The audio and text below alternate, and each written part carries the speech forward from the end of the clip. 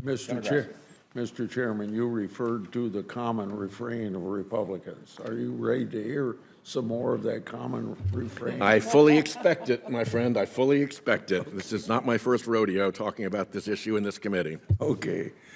Last week, Senator Romney said the truth out loud. There is, quote, no work being done by this committee to deal with our budget and to deal with federal spending, end of quote. Senator Romney also said, quote, this committee needs to stop acting for the cameras and start working for the American people to finally deal with the massive deficit and debt that we have, end of quote. That sounds kind of reasonable to me. I've been saying this for 15 climate change hearings and counting. Today, rather than working on a budget to curb spending, we're discussing the impact of climate change on outdoor recreation. Democrats pretend that the Fiscal Responsibility Act included a budget for 2024 and 25. In fact, Congress is operating under a so-called deeming resolution that's supposed to be a temporary placeholder until we complete a real budget.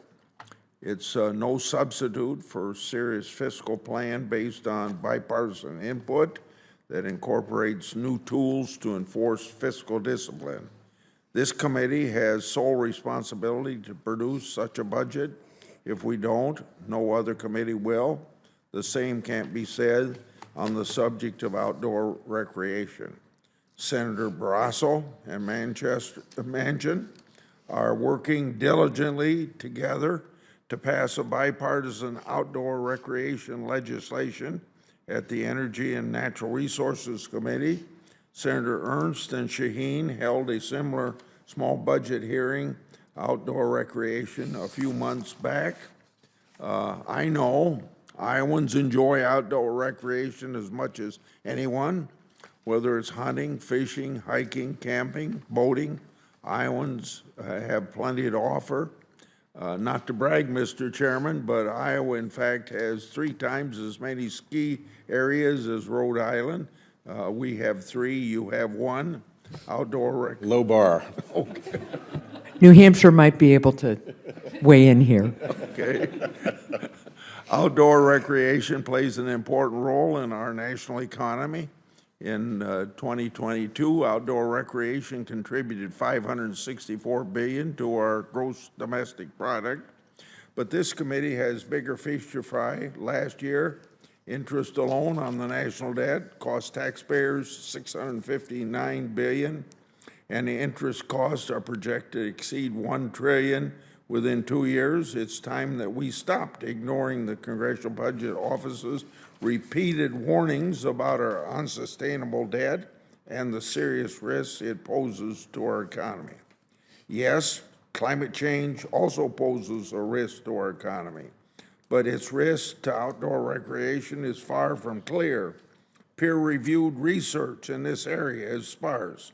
To the extent it exists, several studies suggest it could be a boon for many parts of the industry. Not even President Biden's U.S. Department of Commerce has published any data or research indicating impending turmoil in the outdoor recreation economy due to the climate change. Now, this hearing may add evidence where the Department of Commerce is short. I hope so. My Democrat friends on this committee consistently complain about an alleged lack of bipartisanship when it comes to climate policy. But then they use climate change, smoke and mirrors to ignore our immediate responsibilities as legislators. It's no wonder Americans are fed up with Washington. It's also no wonder participation at these climate hearings has faded. Senator Romney and I both believe climate change is a significant problem, but neither of us can support this agenda for the Budget Committee. Our constituents deserve a Budget Committee that focuses on the budget. That's why I'm excited to welcome Professor Holmes from Wharton School of University. I'm going to be introducing him in a minute and our other one, so I will end my statement here at this point. I'm eager to hear how climate change and outdoor recreation groups use some of their resources to bolster this agenda that you've laid out for us, Mr. Chairman. Thank you very much, Senator Grassley. We have